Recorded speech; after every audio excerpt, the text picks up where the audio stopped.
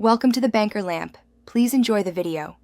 You start by verifying your phone supports dual SIM, physical plus eSIM, or 2 nano SIMs, because capability determines the steps. Once confirmed, make sure both SIMs are active and unlocked. You need carrier PINs nearby. Power off, eject the tray, and insert SIM1 and SIM2 in their labeled slots so contacts align. After restarting, you'll see 2 network bars. This immediate action gets you into the settings faster, so you can finish setup and avoid signal errors later.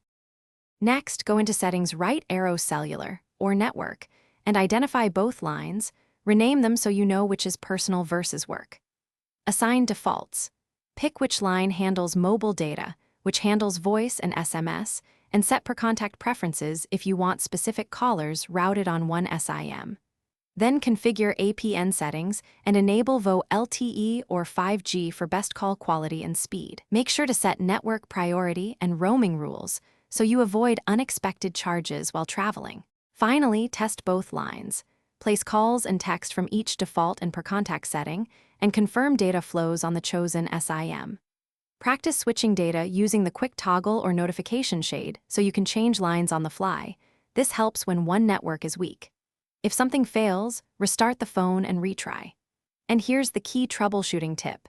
If issues persist, reinsert SIMs and perform a network settings reset before calling carrier support. That fixes most registration and APN problems. Thanks for watching. If this was helpful, leave a like and consider subscribing. See you next time.